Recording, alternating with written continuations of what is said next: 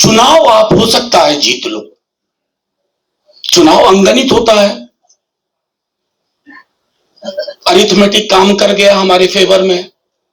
ज्ञानेश जी का थोड़ा कम चला या नहीं चला तो हम चुनाव जीत जाएंगे। लेकिन सिर्फ चुनाव जीतने से ये देश अब बचने की गारंटी नहीं है। इसके सोशल फैब्रिक को इतना तार तार कर दिया गया है कि शायद सदियां लगेंगी उसको रिट्रीव करने में, रिपेयर करने में। संसद में वक्त कम मिलता है तो मैंने लिखना काफी शुरू किया है, और थैंकफुली अभी भी कुछ अखबार हैं जो डेमोक्रेटिक दिखने के चक्कर में अगर 3 पेज मोदी जी और अमित शाह जी को देते हैं तो एक छोटा कॉलम मुझे भी दे देते हैं, ताकि लगता रहे कि ना देश में डेमोक्रेसी बरकरार है। तो मैं उस बरकरार डेमोक्रेसी का थोड़ा फायदा ले रहा हूं। मैंने थोड़े दिन पहले एक आर्टिकल लिखा एक अखबार में, राही मासूम रजा, उनके लिए भी हाल में मैंने पार्लियामेंट में, आप में से सब लोग वाकिफ होंगे, मैं प्रिज्यूम करता हूं, वो मेरे पीर हैं एक तरह से, कभी मिला नहीं, फ्रेंड, फिलोसफर एंड गाइड। और दुख इस बात का है कभी मिल ही नहीं पाया। जब मिलने की औकात हुई तो वो दुनिया से रुखसत कर चुके थे। तो खैर, पटना से चल करके उनको पढ़ते पढ़ते तो उनकी एक नॉवेल पढ़ी, टोपी शुक्ला, और तोबा टेक सिंह, आप सब जानते होंगे, सआदत हसन मंटो का। इन दो किरदारों के इर्द गिर्द मैंने एक अंग्रेजी में आर्टिकल लिखा। वजह बहुत साफ थी, क्या इरेज किया जा रहा है हमारे। मैं अक्सर अपने पॉलिटिकल दोस्तों को कहता हूं, अदीब साहब से कई दफा, सफल साहब, चुनाव आप हो सकता है जीत लो। चुनाव अंगणित होता है, अरिथमेटिक काम कर गया हमारे फेवर में। ज्ञानेश जी का थोड़ा कम चला या नहीं चला तो हम चुनाव जीत जाएंगे। लेकिन सिर्फ चुनाव जीतने से ये देश अब बचने की गारंटी नहीं है। इसके सोशल फैब्रिक को इतना तार तार कर दिया गया है कि शायद सदियां लगेंगी उसको रिट्रीव करने में, रिपेयर करने में। और ये बात मैं हल्के में नहीं कह रहा हूं, मैं कई दफा दोहरा चुका हूं कि जो ये जहर बोया गया है वो जहर इतिहास के पन्नों से निकल करके हमारी दैनंदिन की जिंदगी में ये घुस चुका है, और हमारे पास कोई रास्ता नहीं दिख रहा है।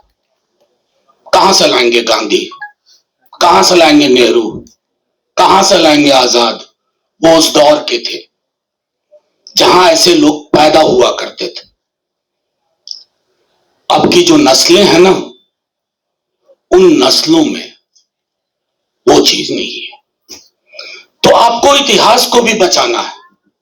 अब मैं एक और छोटा वाकया आपसे शेयर करता हूं, और वो है कि जब मैं पोस्ट ग्रेजुएट का विद्यार्थी था, हाँ, एक हंसने के लिए, मैंने पटना यूनिवर्सिटी से हिस्ट्री में किया था ग्रेजुएशन, और तमाम बिहारियों की तरह आया था कि जेएनयू में मॉडर्न इंडियन हिस्ट्री पढ़ूंगा। जेएनयू को लग गया होगा कि ये ठीक नहीं है अपने लिए, तो मेरा दाखिला ही नहीं लिया। तो मैं पहुंच गया दिल्ली विश्वविद्यालय, वहां सोशल वर्क डिपार्टमेंट में आया, लेकिन वहां भी मैंने हिस्ट्री का ही काम किया। मैं हिस्टोरियन नहीं हूं, लेकिन हिस्ट्री को देखने का एक सलीका विकसित किया। मेरी दूसरी ख्वाहिश थी इरफान साहब के अंडर अलीगढ़ में पढ़ने की, वो ख्वाहिश भी पूरी नहीं हुई। तो ख्वाहिशों के साथ मेरा रिश्ता ऐसा रहा है, ख्वाहिश कर लूं तो वो पूरी नहीं होती है। बहरहाल, फिर यूं हुआ कि उस इतिहास की जो समझ थी उस पर हमने काम करना शुरू किया। और मैं आपसे कह रहा हूं कि पोस्ट ग्रेजुएशन में एक दिन लगा कि क्यों ना मैं हिंदुस्तान पाकिस्तान के बच्चों के टेक्स्ट बुक को कंपैरिजन करूं। ये मेरी ख्वाहिश थी। मेरी ख्वाहिश कृष्ण कुमार ले गए, वो उन्होंने पहले ही लिख दी। मेरे ख्याल आया मुझ में भी, लेकिन 6 महीने बाद देख रहा हूं वो किताब अवेलेबल है। उस किताब में पढ़ करके एक एहसास हुआ था कि पाकिस्तान को बहुत मशक्कत करनी पड़ी कि हमारा इतिहास क्या है। आज हमने हिंदुस्तान को, हमारे सियासतदानों ने उसी मुकाम पे लाके रख दिया है कि हमें सोचना पड़ेगा हमारे इतिहास क्या है। 1000 साल अगर तुम मेरे इतिहास से निकाल दोगे तो बच्चों को क्या बताऊंगा? 1000 साल क्या थे? नहीं साहब, देश एरोप्लेन मोड पे था। कोई एक्टिविटी नहीं हो रही थी, ना मैसेज आ रहे थे ना मैसेज जा रहे थे। ये जो कौम आप पैदा करेंगे वो कौम ख्वाब देखना ही बंद कर देगी। मैं ज्यादा वक्त न लेते हुए आपसे कहूं कि मैंने नदीम से कहा और आप तमाम लोगों से, 24 घंटे 7 दिन आप कुछ ना कुछ करते रहते हो। ये जो डेस्परेशन है ना, शायद इसी में रोशनी का सुराग है। कई दफा इसी इस्लामिक सेंटर में मैं बोल चुका हूं, बहुत भरोसा आप लोग करते हैं पॉलिटिशियंस पे कि फलाना पार्टी आएगी, फलाना पार्टी सब ठीक कर देगी। अरे पार्टियों को चुनाव लड़ना होता है, पार्टियों को अंगणित देखना पड़ता है, लेकिन एक आम आवाम को अंगणित और मनोविज्ञान नहीं देखना होता है, उसे अपना मुस्तकबिल देखना होता है। और जिसको देखने में हम नाकामयाब हो रहे हैं दिनों दिन। इसलिए जब अगली बार किसी सियासतदान से मिले तो उनके जयकारा से, जिंदाबाद से पहले उनसे कुछ सवाल भी पूछ लें कि जब ये हो रहा था तो आप कहां थे, जब वो हो रहा था आपने क्या बोला।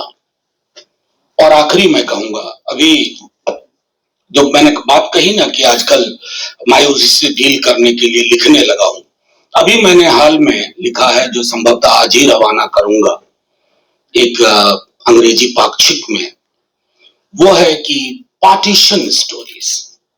इन दिनों मैंने पार्टीशन की कहानियां फिर से पढ़नी शुरू की है, तकसीम की कहानियां।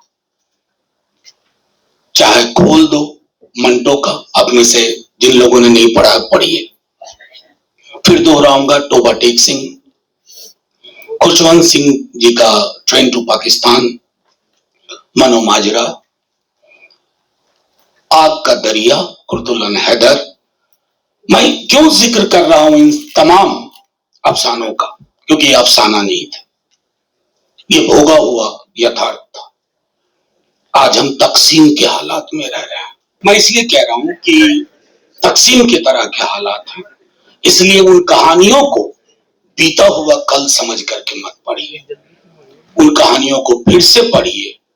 ये हमारी आज की जिंदगी है, ये हम कल भी रहेंगे, चुनाव कोई भी जीते। शशि थरूर की एक नॉवेल है right a love story, US में छपी थी राइट अ लव स्टोरी, लेकिन इंडिया में आकर के लव स्टोरी हटा दिया गया, राइट अ नॉवेल। उसमें एक कैरेक्टर है प्रिसिला हार्ट, विदेशी महिला है, हिंदुस्तान आती है और ये राम जन्मभूमि बाबरी मस्जिद आंदोलन का दौर। Priscilla falls in love with a district magistrate who was already married. जलीलगढ़ नाम की कोई जगह इमेजिनरी है। बाद में प्रिसिला आत्महत्या कर लेती है, खुदकुशी कर लेती है। मैं क्यों ये वाकया सुना रहा हूं, बस एक लाइन में खत्म करूंगा। तो प्रिसिला की मां विदेश से आई, अपनी बेटी की डेड बॉडी और साथ में उसके स्क्रैप बुक्स को देखा और उसने एक बात कही कि प्रिसिला की आदत थी लोगों में वो चीज देखना जो उनके अंदर था ही नहीं। ये यहां से मैं अपनी बात की शुरुआत करूंगा। नदीम साहब ने जब मुझसे कहा, इससे पहले मैं बताऊं कि व्हाट अ कोइंसिडेंस, इन दिनों मायूसी से डील करने का मैंने एक तरीका अख्तियार किया है।